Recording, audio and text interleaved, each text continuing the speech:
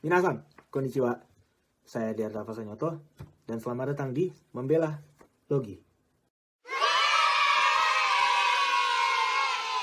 Kali ini aku ingin membedah lagu dari JKT48 yang berjudul Tantang dengan teori fenomenologi. Ini terinspirasi dari konten yang dibuat oleh Nadila dan Rahel yang sama-sama sudah menjadi ex-member JKT48 yang membuat konten membedah lagu JKT48 yang mana itu adalah kepanjangan dari segmen yang mereka buat membela JKT48. Namun karena aku mau membedah liriknya dengan teori fenomenologi, makanya aku judulkan Membela Logi. Jika kian berlanjut, maka konten Membela Logi ini akan kujadikan segmen sendiri. Jadi kalau kalian suka aku bikin konten kayak gini, mohon dukungannya ya. Oh iya, sebelumnya jangan lupa download aplikasi JKT48 Acoustic Fan App. Ada versi Android dan iOS-nya loh. Karena di situ bakal ada lengkap informasi mengenai JKT48 Acoustic, termasuk lagunya, membernya, performance-nya, dan lain-lain. Dan jangan lupa juga dengerin lagunya di Spotify karena JKT48 Acoustic gak cuma sudah merilis lagu original yang judulnya Lantang, tapi juga yang judulnya Cinta Remaja. Semua linknya udah ada di kolom deskripsi, jadi jangan lupa dicek ya di bawah sini. Oke, langsung saja ke kontennya. Bentar, kenapa liriknya doang? Kenapa pakai teori fenomenologi? Kenapa kamu wota? Ya, pertanyaan terakhir kayaknya nggak usah aku jawab ya. Jadi kenapa yang dibedah liriknya doang? Karena aku nggak begitu musik. Lalu kenapa pakai teori fenomenologi? Short story? Karena buku ini. Long story? Karena aku pernah disuruh Dosbim untuk presentasi tentang bab 2 dalam buku ini dan menemukan teori fenomenologi sangat menarik sampai aku mikir. Kayaknya asik nih membedah lagu JKT dengan teori fenomenologi.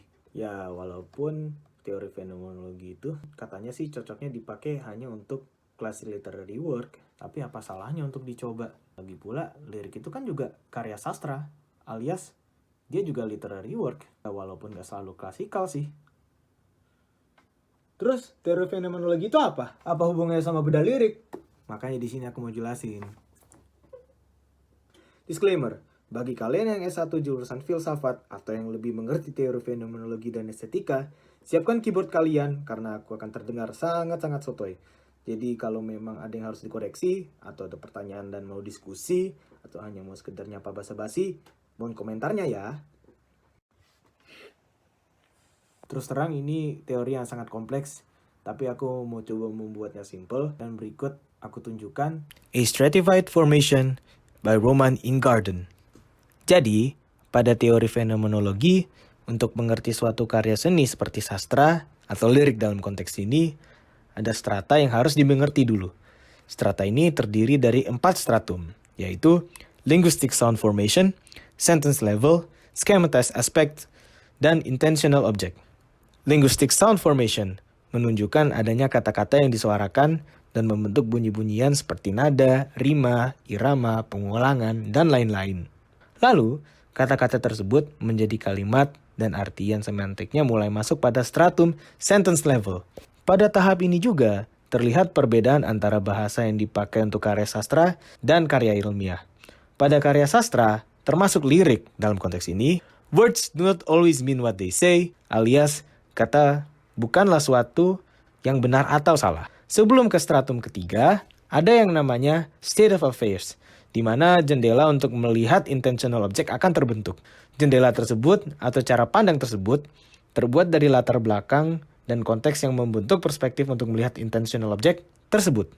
Cara melihat intentional object akan dilengkapi dengan schematized aspects, di mana akan muncul semua yang bisa dilihat dari jendela, sesuai latar belakang dan konteks, termasuk watak, cerita, atau dalam lirik ini artisnya, yaitu Nadila, Aurel, Chirona, Siska. Makanya kelihatan siapa yang nyanyi, nyanyinya untuk siapa, nyanyinya sebagai apa, dan termasuk studionya jika kita membahas tentang MV-nya juga.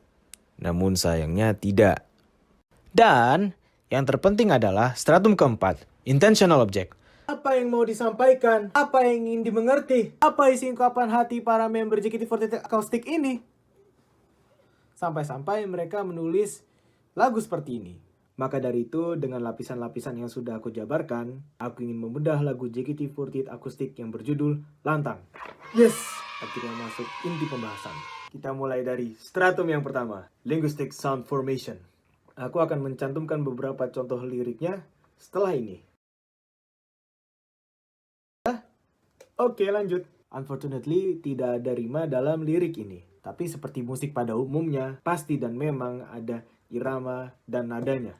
Dan juga pengulangan dalam bentuk refrain. Jika kalian perhatikan lirik yang sudah kalian screenshot, di situ ada bagian yang aku tebalkan. Dan itu adalah untuk pembagian ketukan. Sebutkanlah yang belum aku lakukan. Semua ini belum cukup katanya. Dan begitu contohnya. Dan juga di bagian rapnya aku highlight pakai warna abu-abu untuk menunjukkan penekanan-penekanan. They say it's impossible, but they don't even know what the dream is. With a melody, missing out loud, they were possible. Take a chance, believe that you can. Dan begitu contohnya. Sejujurnya aku kurang ngerti tentang interpretasi cepat lambatnya suatu irama atau tinggi rendahnya suatu nada selain hanya untuk penekanan. Jadi, bagi yang lebih mengerti, I'll leave it on you. Oke, lanjut. Karena setelah ini bakal pindah-pindah dari stratum kedua ke stratum ketiga dengan pasang jendela. Jadi, pembahasannya aku bagi bait per bait. Oke? Verse Nadila. Keteguhan dalam keraguan. Dalam potongan lirik ini, Nadila merasa bahwa dia sudah melakukan segalanya. Namun belum cukup kata orang-orang. Dan dengan perasaannya yang teguh karena dia percaya bahwa harapan ini tidak mengkhianati, Nadila mencoba mengejar mimpinya, namun arahnya yang tak pasti. Pasang jendela. Nadila telah melakukan segala hal demi JKT48, termasuk membangun JKT48 akustik dan membuat membela JKT48. Namun mungkin Nadila merasa bahwa feedback yang diterima begitu kurang sampai dibilang belum cukup katanya. Karenanya dia luntang-lantung ke sana kemari, berjuang mengejar angan, namun angannya tersebut pun tak pasti. Verse Aurel. Keinginan untuk dipandang sama. Pada tempat raih mimpi ini, Aurel yang sedikit berbeda, ingin dipandang setara dan diberi kesempatan yang sama. Pasang jendela. Maka dari itu, dia menyuruh buka matamu kepada fans lain dan menyuruh kakak-kakak manajemen JKT48 untuk lihatlah diri Aurel agar dia mendapatkan kesempatan yang sama seperti member-member lainnya pada tempat raih mimpi, yaitu JKT48. Walaupun faktanya bahwa dia adalah member yang sedikit berbeda, karena tidak seperti member lainnya yang sangat mengikuti standar idol Jepang pada JKT48, Aurel mempunyai bakat yang lain, salah satunya bernyanyi dan bermain gitar. Verse Chirona. Kerinduan akan masa lalu. Chirona pada bait ini menyanyikan kemana perginya masa indah dulu, menunjukkan kerinduannya akan masa lalunya. Walau kelihatan selalu ceria, namun sebetulnya Chirona kecewa. Pasang jendela. Sebagai original ace generasi 2 JKT48, Chirona pasti kangen dong sama masa-masa dia bisa bersinar bersama Gen 2 lainnya. Maka dari itu, dengan menjadi member JKT48 akustik, Chirona berharap bisa kembalikan sinar itu lagi. Verse Siska. Kehilangan jejak menuju mimpi. Semuanya sudah tahulah bahwa pasang jendela. Si Francisca ini mempunyai suara yang khas, bagus, keren. Maka semuanya bilang bahwa Siska mempunyai suara yang terbaik. Selama nafas ini masih berhembus tak apa. Inilah suara jiwa yang berteriak. Tuh kehidupanku selalu berpegang erat. Namun dia merasa itu hanya kata tak berarti. Karena dia belum merasa puas karena hanya dipandang bisa bernyanyi dengan baik. Atau mungkin juga dia hanyut karena pujian tersebut. Dari sini muncullah ambisi yang tumbuh terlalu besar sampai kehilangan jejak untuk meraih mimpi. Dengan kata lain, ambisinya lebih besar ketimbang fokusnya pada meraih mimpi. Akhirnya setelah membahas bagian-bagian yang dinyanyikan oleh masing-masing member, kita bisa lanjut ke bagian refrain. Salah satu bagian terpenting dalam lirik lagu ini adalah diglosianya, atau bagian ditulis dengan bahasa asing. Contoh, jika kalian mendengar lagu JKT48 mendengar ada bahasa Inggrisnya, terus suddenly in English, atau mendengar dalam bahasa Jepang. Itulah yang disebut diglosia. Menurutku diglosia ini muncul karena dua alasan. Satu, ada sesuatu yang tidak bisa begitu saja diterjemahkan, contohnya ke bahasa Indonesia, contohnya dari bahasa Inggris ke bahasa Indonesia, atau bahasa Jepang ke bahasa Indonesia. Dua, ingin menunjukkan suatu penonjolan yang nantinya akan menjadi penekanan arti, penekanan intinya itu loh. Contohnya dalam lagu ini, we are the brightest stars in our own way. Menjadi hal yang paling menonjol menurutku, apalagi dalam refrainnya. Dan kalau ditranslate artinya, kami adalah bintang yang paling bersinar, tentu saja dengan cara kami sendiri. Pasang jendela, yaitu dengan cara menyalurkan bakat mereka di bidang musik sehingga membentuk JKT48 akustik. Interlude rap. Kembali ke stratum pertama, salah satu yang ditekankan pada rap ini adalah kata dream, yang artinya mimpi atau angan, yang menjadi inti tema dalam bagian rap ini. Mungkin bahkan dalam lagu JKT48 akustik ini secara keseluruhan. Jika diterjemahkan, artinya kira-kira mereka bilang bahwa meraih mimpi adalah hal yang tak mungkin. Tapi mereka sendiri pun gak ngerti apa itu mimpi. Dan dengan melodi mereka bernyanyi dengan lantang bahwa we're possible. Sebetulnya ini adalah grammatical error. Karena semestinya dan yang mungkin dimaksud adalah it's possible for us. Mungkin contohnya to make our dreams come true. Namun sekali lagi ikut tekankan pada karya seni sastra seperti ini, words do not always mean what they say.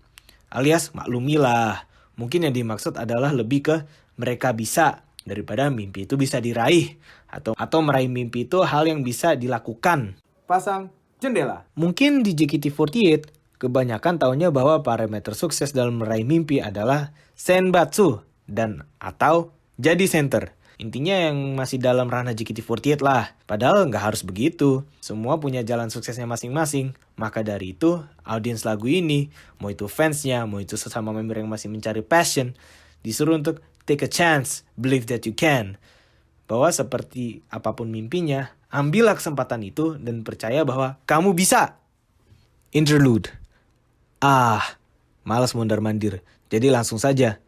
Pasang jendela. Nadila percaya bahwa mimpinya ini bisa dicapai, alias tidaklah semu. Tapi Nadila bertanya untuk rekonfirmasi bahwa apakah kita memilih jalan yang salah? Hanya karena dia dan temannya berbeda dari member-member lainnya. Aurel pun seperti member JKT48 akustik lainnya, ada pada JKT48 karena suatu alasan. Dan salah satu tugasnya adalah membuat para fans tersenyum. Outro. Ada grammatical error yang sebetulnya dibenerin pun masih masuk ketukan. Although they say we are nothing, there's no one that can stop us, no. Contohnya begitu. Tapi seperti yang aku katakan sebelumnya, words do not always mean what they say. Ya jadi nggak apa-apa, maklumin aja. Lalu ada penekanan lagi pada akhir lagu. In our own way. Dan ini menjadi bagian dari konklusi lagu tersebut, yaitu ikutilah passionmu, raihlah mimpimu, jadi bintang yang paling bersinar tentu saja dengan caramu. Dan dari sini kita bisa ke stratum terakhir, intentional object. Jadi, apa yang mau disampaikan? Apa yang ingin dimengerti? Apa isi ungkapan hati para member JKT48 akustik ini? 1. Dengan bakat dan impian yang sedikit berbeda dari member kebanyakan, Nadila, Aurel, Chirona, dan Siska ingin membentuk dan dibentuklah JKT48 akustik dengan maksud untuk menjadi wadah mereka untuk menyalurkan bakat mereka dalam bidang musik. 2. Keluh kesah yang dialami oleh mereka berempat tentu saja berbeda-beda. Ada Nadila yang teguh tapi ragu, ada Aurel yang ingin dipandang sama, ada Chirona yang rindu akan masa kejayaannya, dan ada Siska yang merasa tidak kemana-mana hanya karena pujian suaranya yang khas, bagus, keren.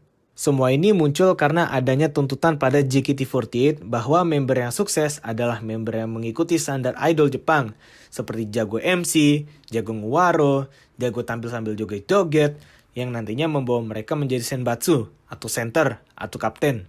Tapi ada beberapa dari mereka yang passionnya menari, tapi ada beberapa dari mereka yang passionnya acting, dan tapi ada juga beberapa dari mereka yang passionnya dalam bidang musik dan jalur mimpinya nggak harus dalam ranah JKT48 doang kok. 3. Pengulangan ada di We are the brightest stars in our own way. Dan dengan cara mereka sendiri, dengan adanya unit akustik ini, dan dengan ada lagu ini, mereka adalah bintang yang paling terang. Sekian pembedahan lirik lagu dengan teori fenomenologi. Tapi sebelumnya aku punya beberapa komentar tentang lagu ini. Mungkin dari lagu ini kita bisa mengerti bahwa para member JKT48 akustik ini merasa bahwa mereka dikekang oleh persepsi bahwa tolak ukur kesuksesan sebagai member JKT48 adalah senbatsu atau memegang jabatan penting. Memang semua hal itu adalah prestasi. Tapi masa iya hanya karena mereka membawa sesuatu yang berbeda dan karena tidak seberprestasi member-member lainnya, mereka dianggap tidak sukses dalam meraih mimpi?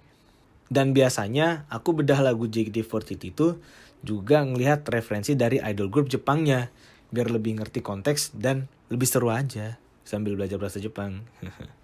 Dan setiap kali membandingkan lirik asli dan lirik JKT48-nya, beberapa suka kelihatan bahwa lirik lagu yang sudah diterjemahkan itu suka entah sedikit keluar tema atau lost in translation atau bikin yang denger mikir apaan sih? Alias lagu JKT48 beberapa mengandung satu dari 3 hal tersebut. Tapi lagu Lantang ini beda. Menurutku lirik lagu yang kayak gini tuh sedikit lebih jelas ketimbang lagu JKT48 lainnya. Ya iyalah, yang nulis kan member akustiknya itu sendiri plus Andre Surman.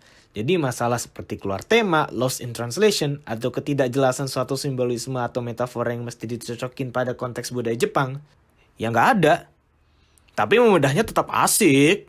Terakhir nih, sebelum aku menutup video ini, aku ingin menyampaikan kepada Nadila, Cirona, dan Aurel untuk tetap berkarya walaupun sudah tidak di JKT48 lagi. Dan untuk Siska, selama masih menjadi member JKT48, seize the day! Sebarkan pesonamu dengan skala kemampuan dan bakatmu. Pokoknya sukses terus untuk kalian berempat. Kami sebagai fans bersyukur bahwa JKT48 akustik pernah ada. Dan semoga JKT48 akustik ini bakal ada lagi di hari yang kemudian, mungkin dengan member yang baru, dengan aransemen yang baru, dan yang pastinya dengan single yang baru. Sekian video kali ini, dan akhir kata, this is what I like, and that's why I made this video.